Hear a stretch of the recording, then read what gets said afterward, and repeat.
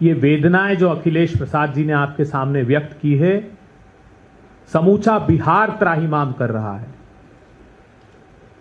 Bharatiya Janata party की इस सरकार ने यात्रियों को बेपनाह यातना रेलवे में दी है।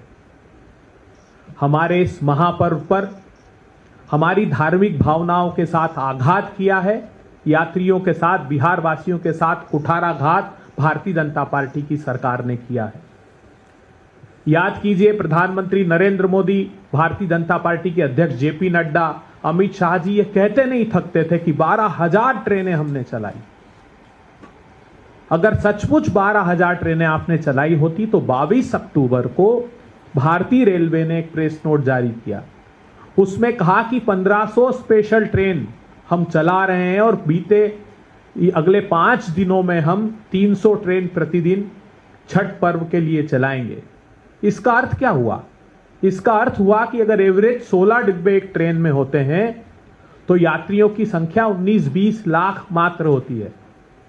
और ईसीआर ने 2024 में जो स्टेटमेंट जारी किया रेलवे के, मतलब ईस्टर्न सेंट्रल रेलवे जो बिहार का एक महत्वपूर्ण जोन है जहां से यात्री बिहार के लिए दूसरे प्रांतों से आते हैं, उसने कहा कि 2024 में जो छठ पूजा करके यात्री यहां से हमने हैंडल किए वापस दूसरे प्रांतों में भेजे वो 40 लाख थे।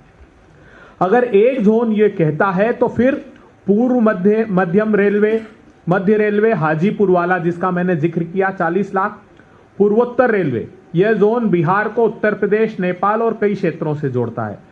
पूर्वी रेलवे कोलकाता का यह जोन पश्चिम बंगाल से बिहार तक ट्रेन चलती है, खासकर आसनसोल, हावड़ा जैसे प्रमुख स्टेशनों से। उत्तर रेलवे दिल्ली का यह जोन दिल्ली, आसपास के राज्यों हरियाणा, पंजाब, राजस्थान, उत्तर प्रदेश और दक्षिण भारत के लिए अन्य जोन।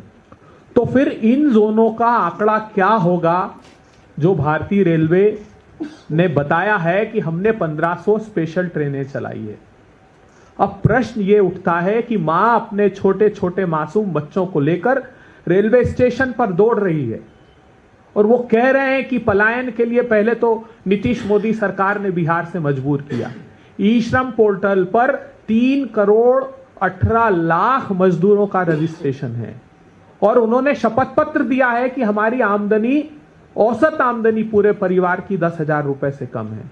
बिहार के 9 करोड़ लोग 67 रुपीस प्रतिदिन पर जिंदा है। जैसे अखिलेश जी ने कहा कि प्रत्येक परिवार से एक व्यक्ति पलायन के लिए मजबूर किया गया है, तो उनकी आर्थिक स्थितियां ये नहीं है। प्रधानमंत्री जी, आप हजारों करोड़ रुपए के ऐश्वर्य के आडंबर करते हैं और हेलीकॉप्टर से, चॉपर आप देखिए, आज मैं एयरपोर्ट से आ रहा था पटना तो 12-12, 15-15 चॉपर्स खड़े हुए। सारे भारतीय जनता पार्टी के प्रदेशों के मुख्यमंत्री, बड़े नेता चॉपर में घूम रहे हैं और हमारे बिहार वासी ये वेदना और पीड़ा भोगने को मजबूर हैं।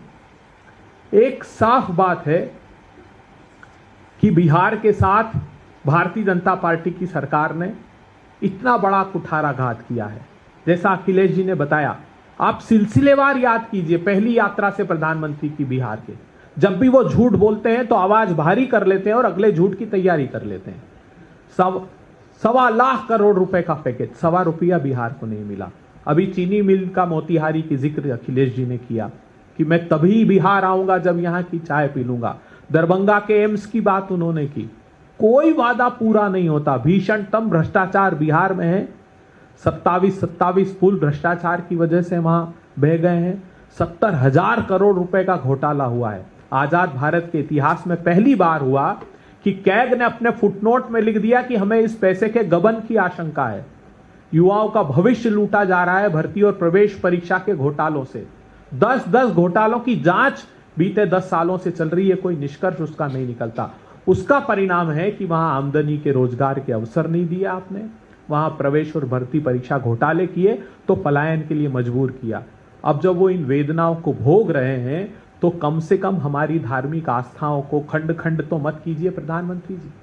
कम से कम हमारी धार्मिक आस्थाओं की इतना तो मान रखिए कि क्या अपेक्षा थी उनकी। वो पैसे भी खुद दे रहे थे, वो ऐसा नहीं था कि आपकी कृपा पर निर्भर थे। कम से कम ये साधन आपको मुहैया कराए जाने चाहिए थे। इस अक्षम्य अपराध के लिए बिहार आपको माफ नहीं करेगा वोट की चोट से आपको इस बात का आभास कराएगा कि अगर आपने हमारे आस्था के महापर्व पर आघात किया है तो हम आपकी सत्ता, आपकी सरकार बरकरार नहीं रहने देंगे। धन्यवाद।